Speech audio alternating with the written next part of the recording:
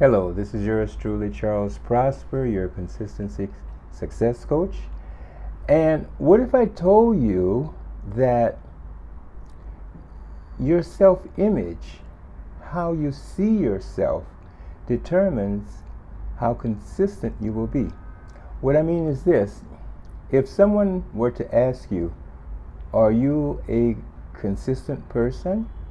And if your answer is no, I have a hard time with consistency. I'm not very consistent in the things that I want to do, though I want to be consistent, but I'm really not very consistent most of the time. Upon making this type of statement, you bury yourself deeper in the mire of inconsistency. And in this installment, I will show you how to program yourself to change your self-image to that of a person who can say, I am a very consistent person in all of the important things that I choose to do. When you can get your mind to this state of self-belief and self-image, your consistency will become a very natural thing. So, let's take a look at how your self-image determines how consistent you will be, and I will show you how to program and direct your self-image to become more consistent in this installment. Okay, let's take a look.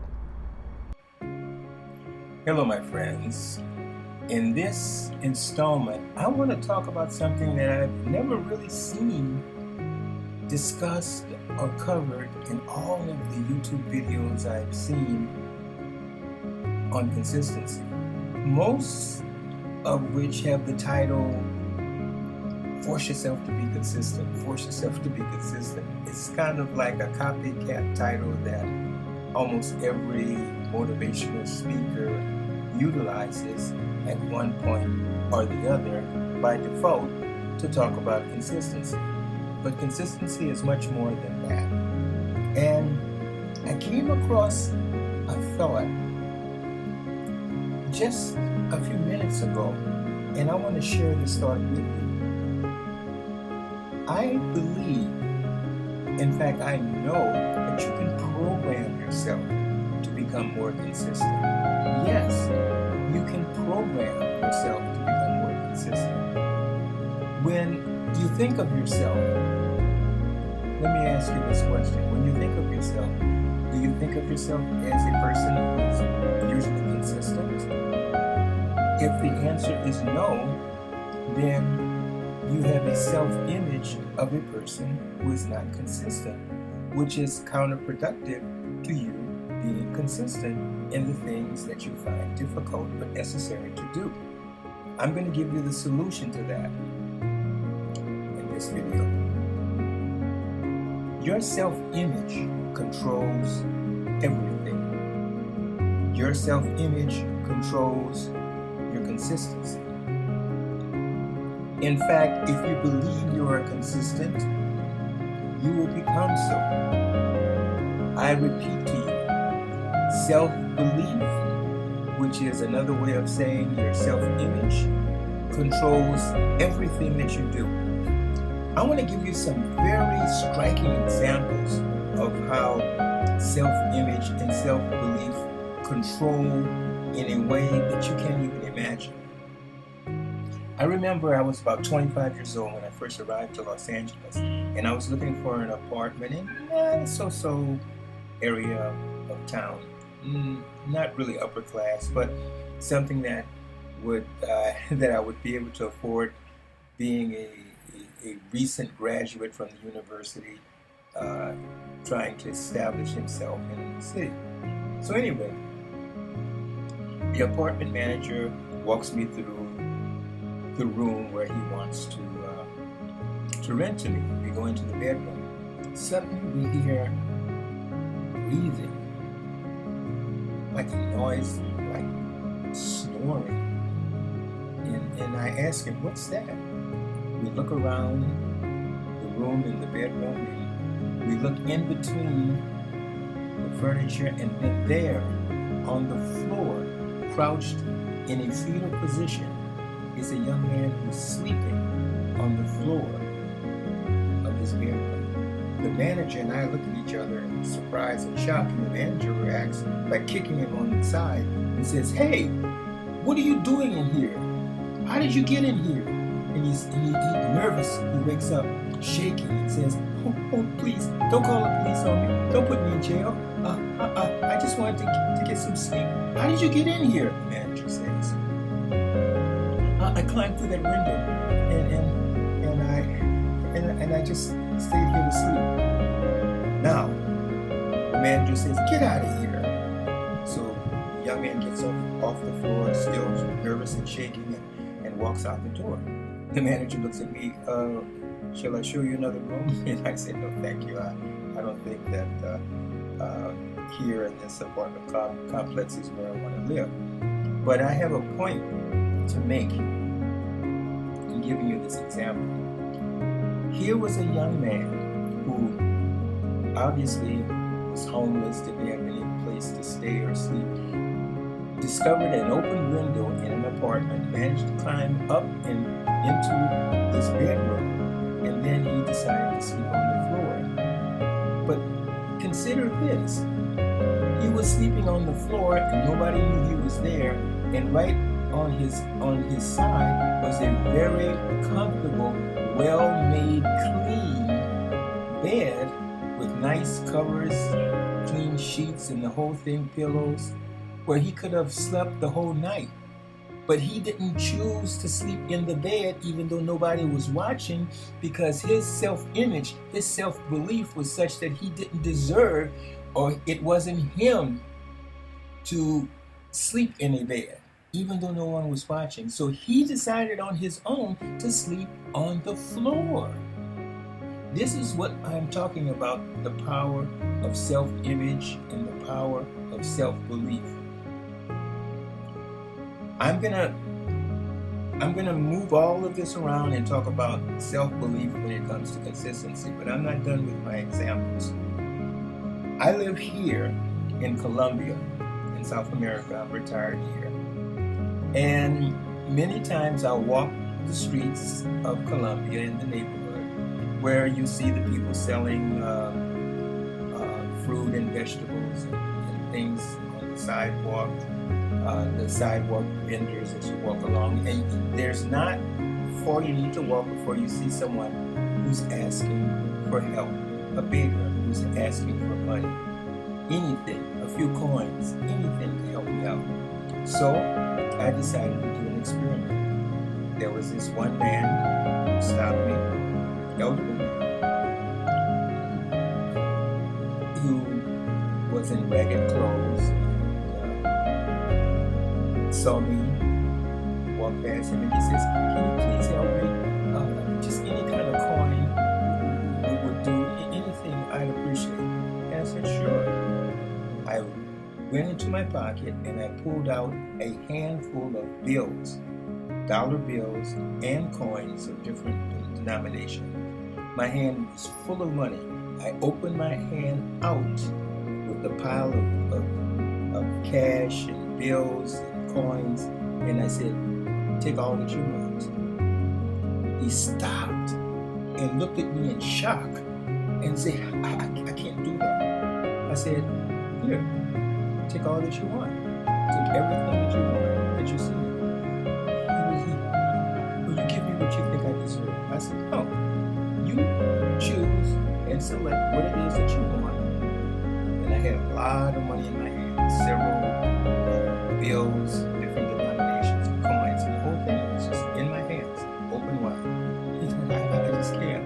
And I said, "Well, if you don't select and choose and take what you want, I'm going to leave. You won't get anything." He said, "Okay."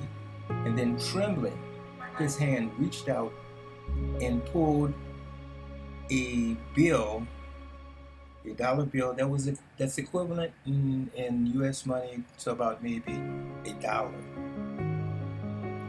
And no, as I'm thinking about it, the bill he pulled out was equivalent to about 50 cents or 75 cents. In my hand was probably about $25 or $30 worth of cash and money.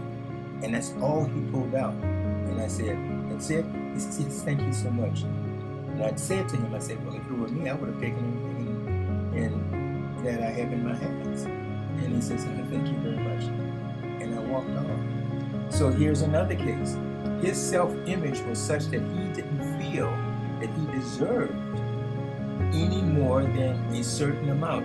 His self-image had a ceiling on it of what he saw himself to deserve. So even though I had my hands open, inviting him to take everything that he saw out of my hand, and there were dollar bills and coins, I said, take everything that you want, take all that you want.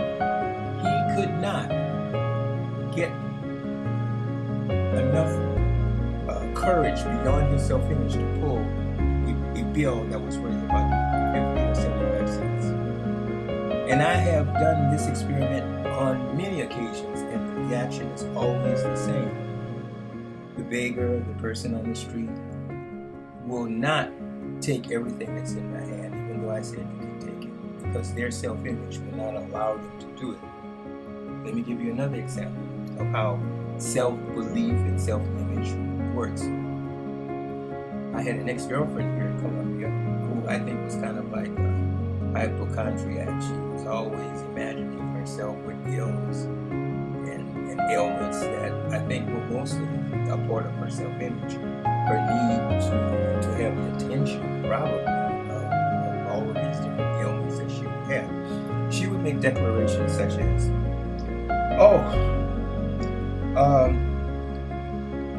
every time it rains, I get the flu. And that's just how it happens with me every time.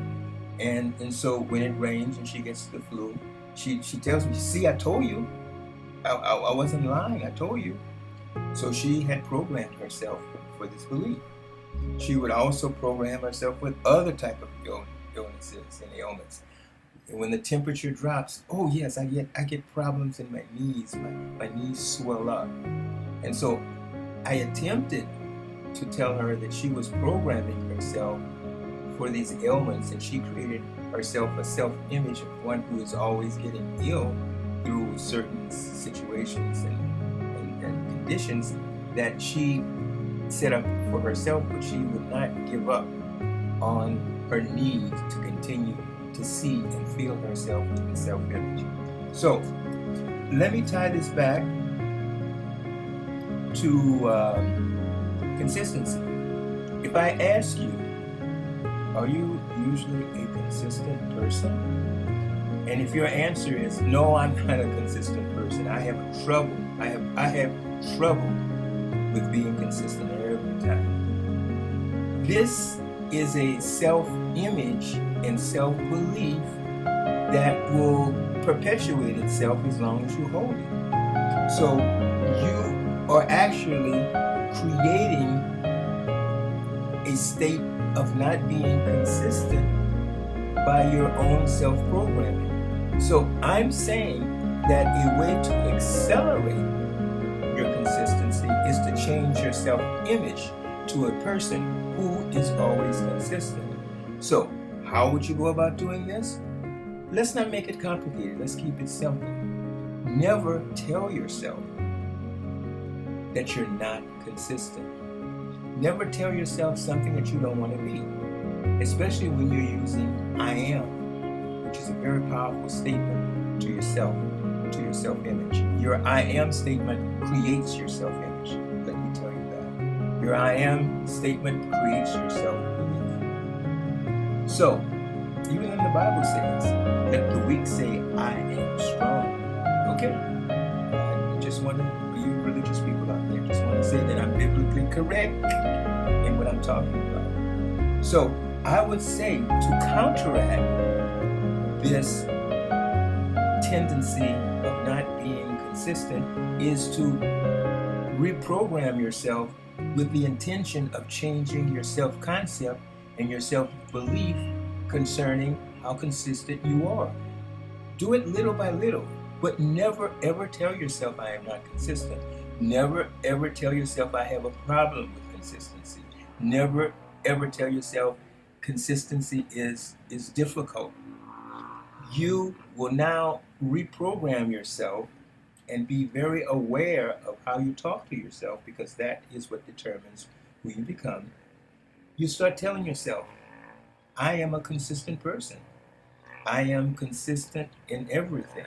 And as my daughter once said when she was like 15 or 16, she says, even if you're telling yourself a lie, if you tell yourself a lie long enough, you start to believe in it. So I am not asking you to tell yourself a lie. I'm asking you to speak the truth of yourself. The truth of yourself is that you are who you choose to be. And who you choose to be happens by virtue of how you talk to yourself. So I'm saying now, as a practice, in addition to all of the other things that I teach about consistency, is to change your self-image of who you are in terms of consistency. So from this point on, I'm saying to you, you tell yourself, I am consistent. I am consistent in everything that I do. And see yourself and believe yourself to be consistent. Any thought that you have that contradicts this idea that you are consistent, you immediately change it with, I am consistent, and this is who I am. So from this point on, you will begin to program yourself as a consistent person. And as you think in your heart, so shall you be.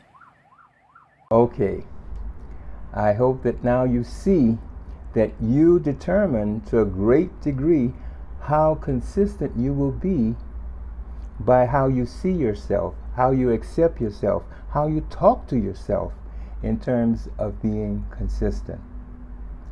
So, before we go, I would like to invite you to my community of consistent-minded individuals where we help each other to stay consistent as part of the Prosper Consistency membership site.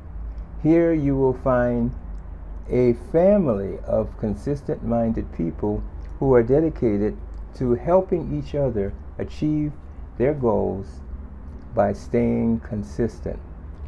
You will have access to accountability partners who will be assigned to you. That is, an accountability partner will be assigned to you to help you stay focused on your particular goal until you achieve it, as you will be assigned to another member as their accountability partner to help them stay focused and achieve their goal. Additionally, there will be live coaching calls that will allow you to call in and get answers to some of the challenges and problems that you may be having along the way to stay consistent. So, I would like you to go right now and check out www.consistencysuccesscoach.com, and you will be glad that you did. And might I say that I put out daily, consistent content on the subject of consistency. So as you don't miss out on any of the new installments, I would invite you to like and subscribe so that you can be privy to all of the new installments as they come out. So now, as I always like to say before I go, until the next time, stay consistent and be successful.